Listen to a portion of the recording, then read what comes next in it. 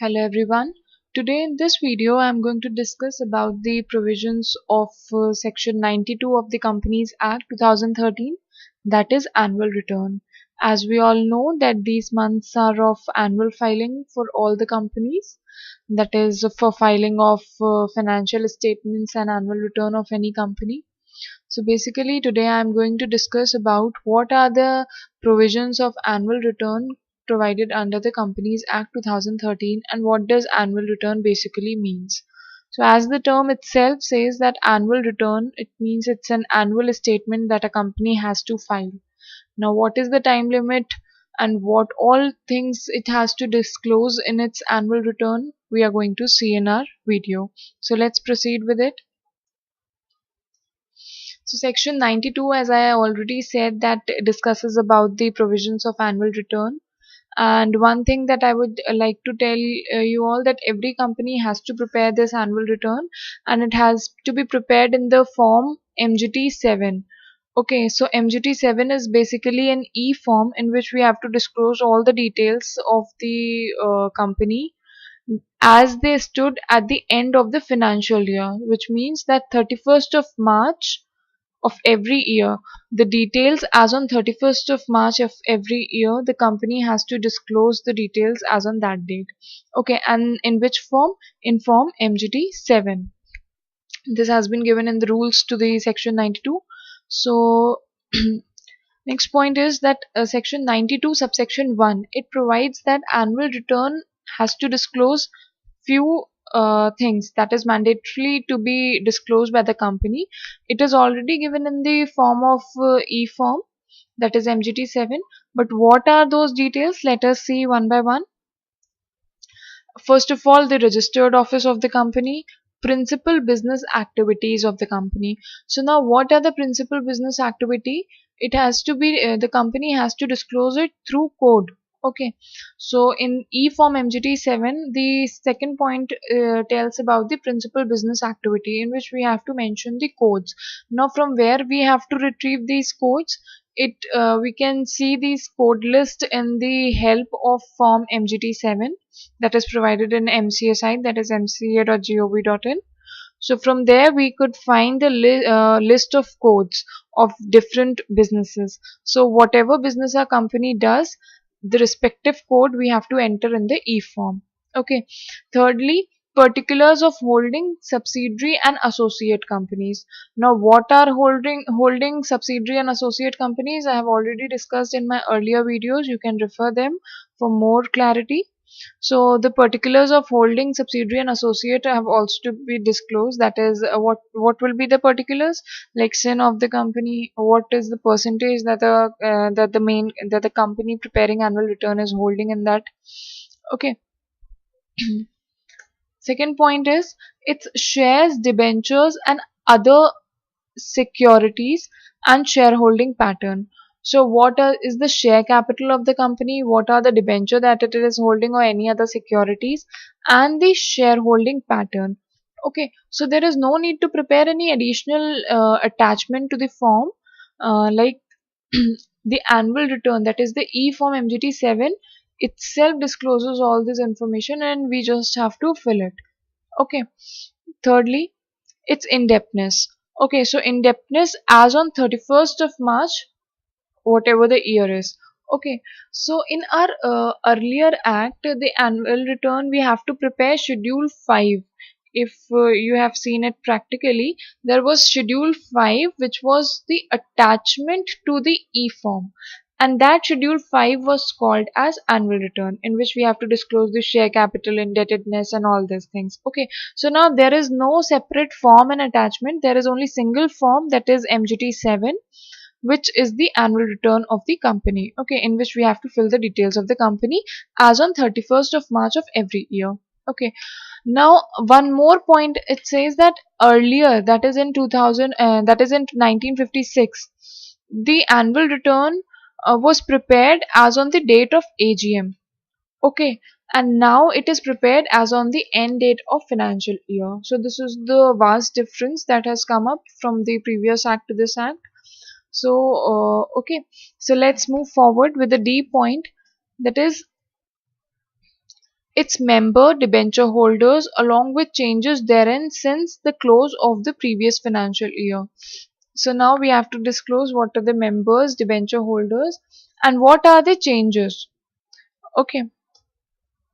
Then promoters, directors, KMP.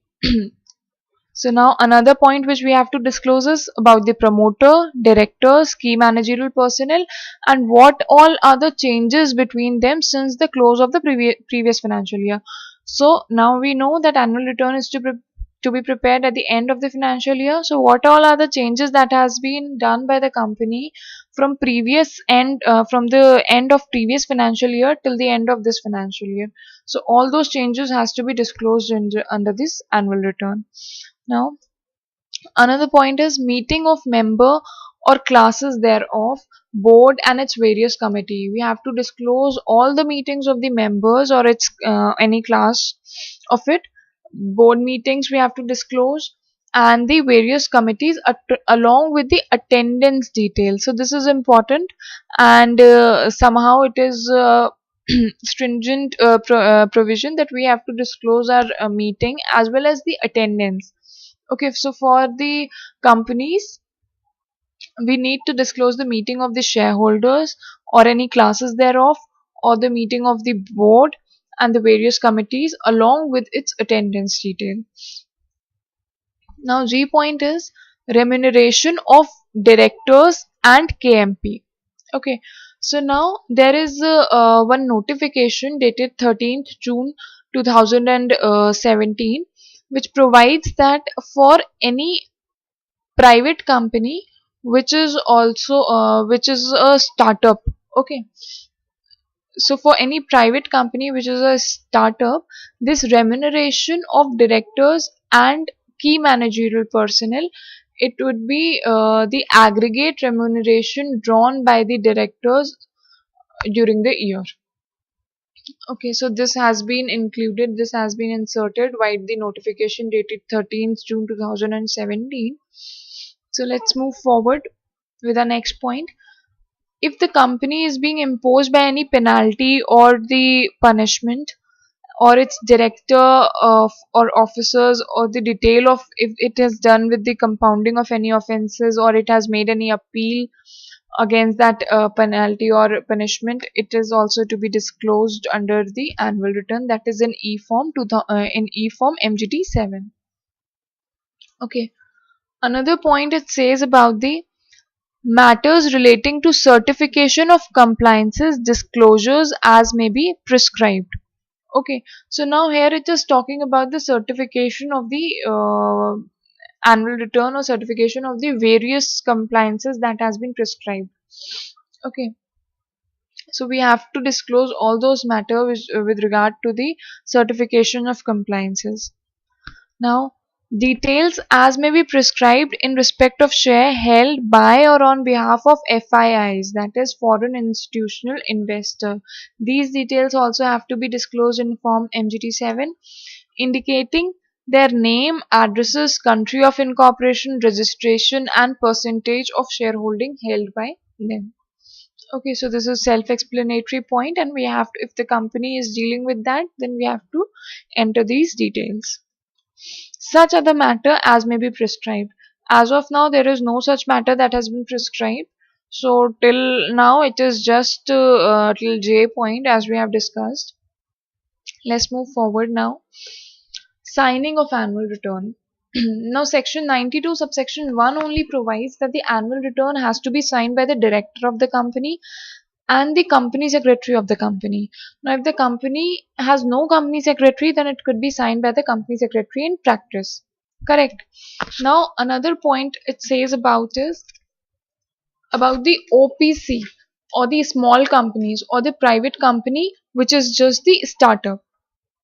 So, in case of OPC company, small company, or the private company which is the startup, if the company has appointed the company secretary, then the annual return has to be signed by that company secretary as well. Otherwise, it shall be signed by the director only. Now, this private company, if it is the startup, has been added Vide the notification which I've earlier discussed, that is dated 13th June 2017. So now, what is the startup company? It has been defined that the private company that is incorporated either under Companies Act 2013 or 1956, and if it is recognized as a startup by Department of Industrial Policy and Promotions under Ministry of Commerce and Industry. Okay, so these are the startup companies. So for the private company, that is the startup company, it has been inserted white notification dated 13 June 2017. So in the act itself, OPC and a small company was exempted. Like if the company is not having any CS, then only director could sign. Otherwise, the now as of now, the notification dated 13 June 2017, it provides that if the company is not having any company secretary, then it could be signed by the director only. Okay, so it is inserted. Basically, earlier it talked about only OPC and a small company. Now, private company, that is a startup private company, has also been inserted. Okay, now another point is certification of annual return. So now, if we talk about the signing of annual return is different from certification of annual return. Okay, signing of annual return provides that a company has to sign its annual return by the director and company secretary where there is one, and if there is no company secretary, then by CS in practice. And for OPC, small company and startup private company, there is an exemption that if a company is not having CS, then it could be signed only by the director. So this is the provision under section 92 subsection 1. Now, certification of annual return is completely different thing and is a new thing, and that is in scope for a practicing company secretary as well. Okay, so what is certification of annual return? It is provided under section 92 subsection 2. Okay, so now it talks about the certification of annual return, and there are only few companies that needs or that requires its annual return to be certified. Okay, so signing is to be done by all the companies, but certification have to be done only by a class of company. Now, what are that class of company? We can see under section 92 subsection 2 and its rules. So it provides that every listed company has to certify its annual return, or a company having paid up share capital of 10 crore or more, or a company having turnover of 50 crore or more.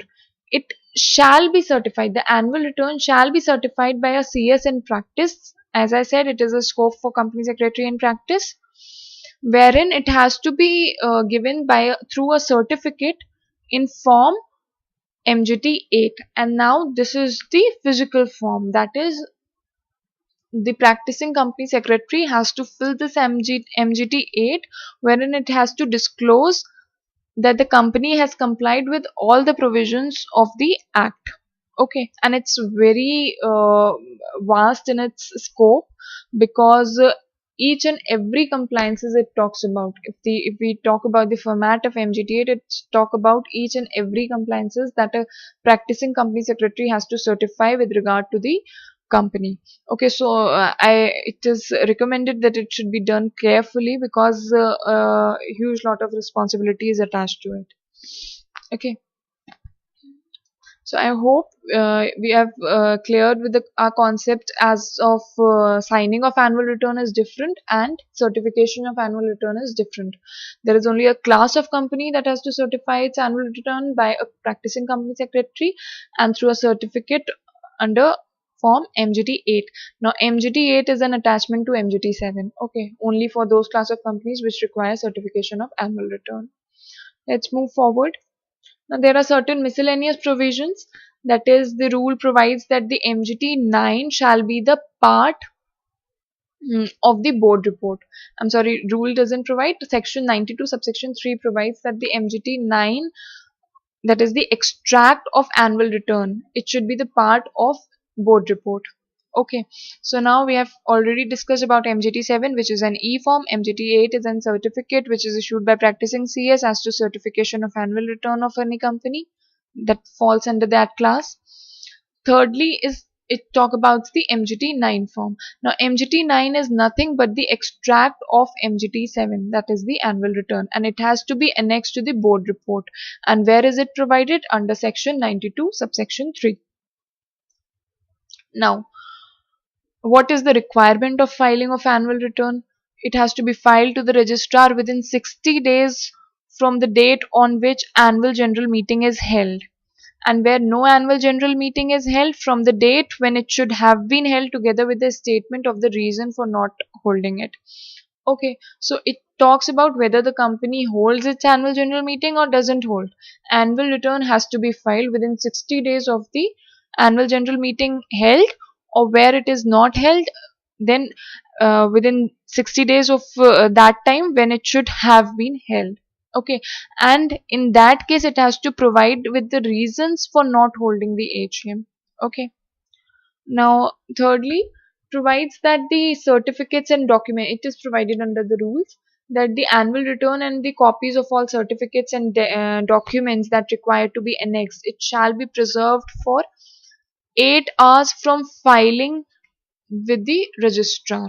Okay, so now from where this 8 years have to be, sorry, I said hours, it is years.